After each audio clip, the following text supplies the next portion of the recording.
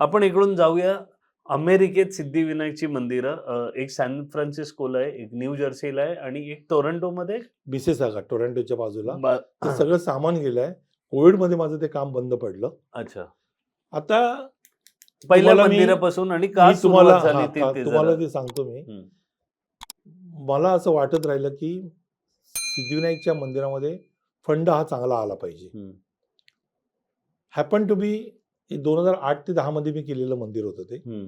एक गणपतीचं मंदिर म्हणून मी केलं मी. हं. आणि हे त्यावेळेला अमेरिकेत असलेले त्या भागात जे काही माझे मित्र होते IT सेक्टरमध्ये काम करणारे. बे एरिया झाला हा. बे एरिया. East coast. हो. आज माझा मुलगा पण तिकडे AI मध्ये आहे. अरे वा. त्यांनी 2 पेटंट्स पण घेतलेत. अरे. लहान आहे तो. तर त्या लोकांनी सांगितलं की तू सिद्धिविनायकचा ट्रस्टी झाल्याचा फायदा काय आम्हाला? आम्हाला मंदिर करून दे नाही. अरे म्हटलं मंदिर करून दे म्हणजे ती जागा, तुमचे अप्रुव्हल, हे ते वगैरे हे सगळं आम्ही बघतो. तू आम्हाला काय काय देऊ शकशील? मग त्या मूर्त्या, बाकीच्या लागणाऱ्या वस्तू पथ्य आणि ते सगळं आणि पण आणि असतं. तू आम्ही मीटिंग्स करू, त्या मीटिंगसाठी तू स्पीच द्यायला यायचं. मी ते जसं नाही, पण अव्याहतप्रमाणे ते पहिलं मंदिर, न्यू जर्सीचं दुसरं मंदिर किंवा टोरंटोला, या प्रत्येक ठिकाणी मी माझ्या खिशातल्या पैशाने गेलेलो आहे. या सगळं माझा खिशातला आहे, खर्च आहे हा त्याचा नाही. आणि देवाच्या दयेने मी ठीक आहे, मला काही तो प्रॉब्लेम नव्हता. परंतु मला असं वाटलं की आपण केलं पाहिजे. आणि ते पहिलं मंदिर तिथे केलं आणि लोक यायला लागलीत तिकडची मूळ मंदिराला भेटायला.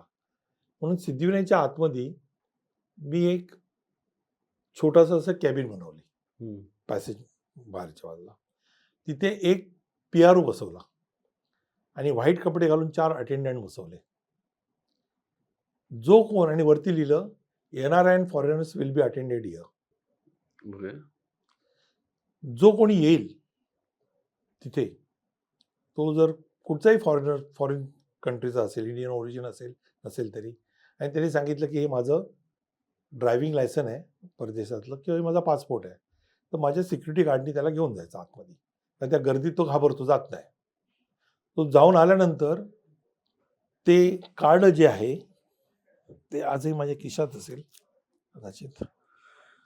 तुम्ही गर्दी बोललात म्हणून त्या तिकडच्या सिद्धिविनायक मंदिरात पण तशीच गर्दी असते? आता तशीच गर्दी. तर हे ते कार्ड होतं, दाखवतो तुम्हाला. हा सिद्धिविनायकचा फोटो, ही सिद्धिविनायकची एक आरती. आम्ही कुठच्या अकाउंटवरती पैसे गोळा करतो आणि काय सामाजिक उपक्रम राबवतो. अच्छा. ही पुस्तिका मी बनवली आम्ही. पण हे तर सिद्धिविनायक प्रभादेवीचं आहे. हे इकडच्या लोकांसाठी बनवलं. अच्छा. जे लोक यायला लागले ना इकडे, हां. तिकडची लोक, प्रसार व्हायला लागला ना सिद्धिविनायकचा, अच्छा. मग ते यायला लागले. मग हे आम्ही दिल्यानंतर तो त्या कॅबिनकडे यायचा, म्हणायचा की मी अमेरिकेतनं आलोय. तर दर्शन केल्यानंतर एक पुस्तिका त्याला द्यायची.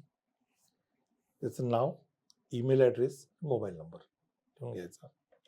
मुलगा झाला, मुलगी झाली, जी काय मूल झालं, $300 डायरेक्ट आलेत. गाडी घेतली, $200-150 डायरेक्ट आलेत. घर घेतलं, $400 डायरेक्ट आले. ते तिकडे सिद्धिविनायक मंदिर आल्यामुळे ह्या सिद्धिविनायक मंदिर नाही, ते नंतर इथे यायला लागले ना, आणि हे घ्यायला लागले ना, दर्शन मिळायला लागलं ना, त्यांना फार अप्रूप वाटायचं की आम्हाला एवढ्या गर्दीमध्ये डायरेक्ट दर्शन मिळत आहे. आणि हे घेऊन जायला लागले. आणि आस्था सिद्धिविनायकची होतीच.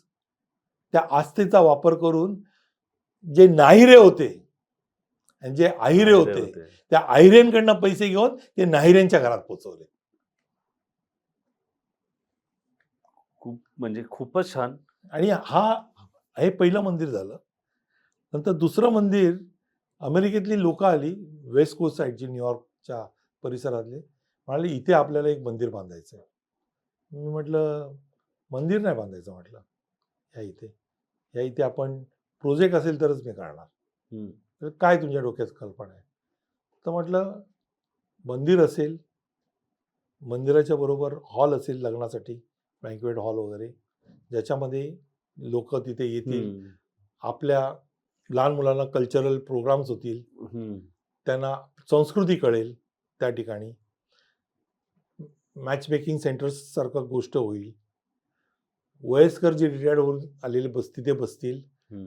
आणि जे यंगस्टर त्यांची आपली मुलांना तिथे सोडतील, ते त्यांना ट्रेन करतील.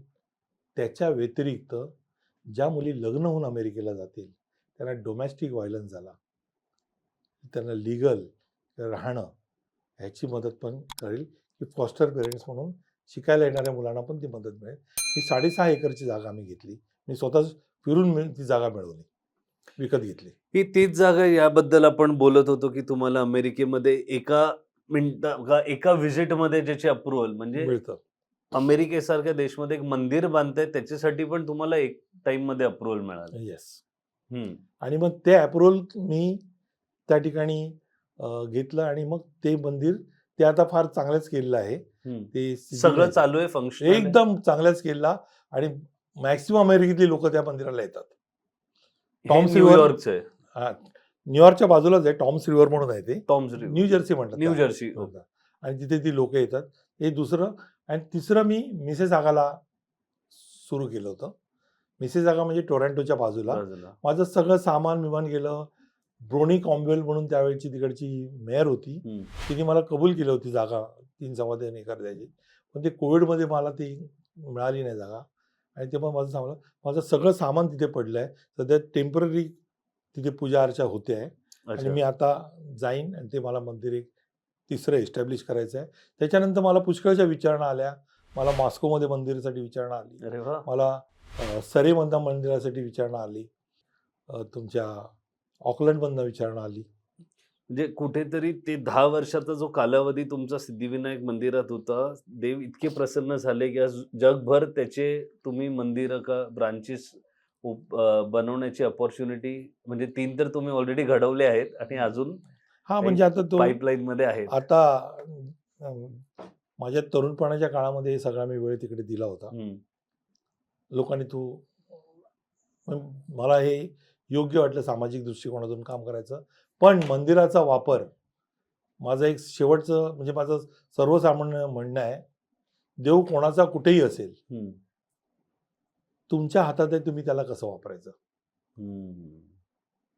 सिद्धिविनायकच्या माध्यमातून हजारो रोगी बरे झालेत. ₹25,000 आम्ही डोनेशन पण करतो.